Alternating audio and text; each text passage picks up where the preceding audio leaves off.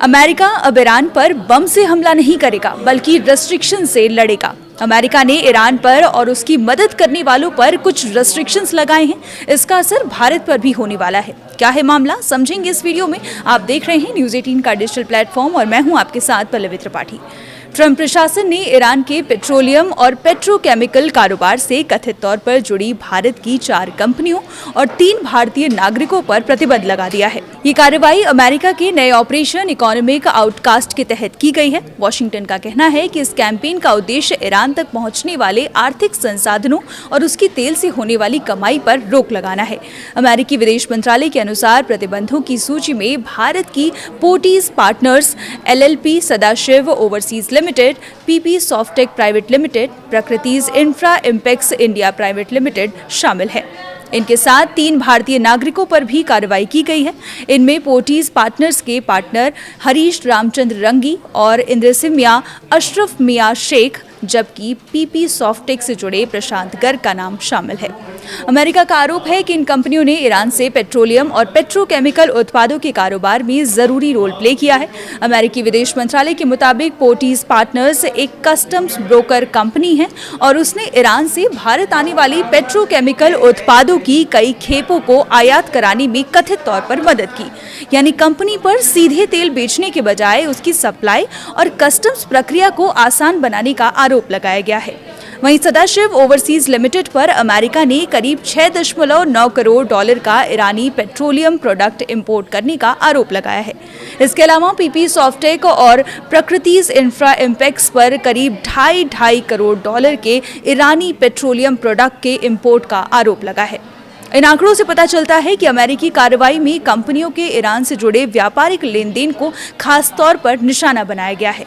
America का दावा है कि इस तरह के कारोबार से ईरान की सरकार को आर्थिक फायदा पहुंचता है और उसकी आय के स्रोत मजबूत होते हैं। इसलिए वॉशिंगटन अब केवल ईरान में मौजूद संस्थाओं पर ही नहीं बल्कि दूसरे देशों में मौजूद उन कारोबारियों और कंपनियों पर भी कार्रवाई कर रहा है जो उसके मुताबिक ईरान की अर्थव्यवस्था को सहारा दे रहे हैं। ये कार्रवाई अकेले भारत की 4 कंपनियों तक सीमित नहीं है। अमेरिकी वित्त मंत्रालय ने इसी कैंपेन के तहत करीब 60 लोगों, कंपनियों और जहाजों को भी रेस्ट्रिक्शंस लिस्ट में शामिल किया है। यानी अमेरिका की रणनीति व्यापक है और इसका लक्ष्य ईरान के तेल कारोबार से जुड़े अंतर्राष्ट्रीय नेटवर्क को कमजोर करना है। अमेरिकी ट्रेजरी सेक्रेटरी स्कॉट बेसेंट ने ऑपरेशन इकोनॉमिक आउटकास्ट की शुरुआत करते हुए साफ संकेत दिया कि वॉशिंगटन ईरान के लिए आर्थिक रास्ते बंद करने की कोशिश करेगा। अमेरिका का उद्देश्य ईरान की तेल आय, शिपिंग, वित्तीय नेटवर्क और दूसरे कारोबारों पर दबाव बढ़ाना है। इस अभियान के तहत ईरान से आर्थिक संबंध रखने वाली विदेशी कंपनियों के लिए भी प्रतिबंधों का खतरा बढ़ सकता है। इस पूरी कार्रवाई का असर भारत के लिए भी जरूरी है क्योंकि भारत और ईरान के बीच लंबे समय से व्यापारिक संबंध रहे हैं। हालांकि मौजूदा मामले में अमेरिका ने जिन कंपनियों पर कार्रवाई की है उनके खिलाफ आरोप खास तौर पर ईरानी पेट्रोलियम और पेट्रोकेमिकल उत्पादों से जुड़े लेन देन को लेकर है। इसलिए इस कदम को भारत के पूरे ईरान व्यापार पर प्रतिबंध के तौर पर देखना सही नहीं होगा, लेकिन भारतीय कंपनियों के लिए अमेरिकी प्रतिबंधों से जुड़े जोखिम जरूर बढ़ सकते हैं।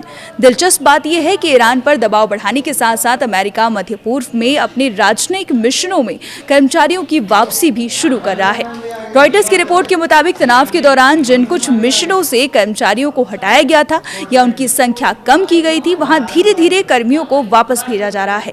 इससे पता चलता है कि वॉशिंगटन भविष्य में संघर्ष बढ़ने के जोखिम को पहले की तुलना में कुछ कम मान रहा है, लेकिन कुछ दूतावास फिलहाल पूरी क्षमता से काम नहीं करेंगे। अमेरिका की नई रणनीति ईरान के खिलाफ सैन्य दबाव के साथ साथ आर्थिक मोर्चे पर भी कार्रवाई तेज करने की है।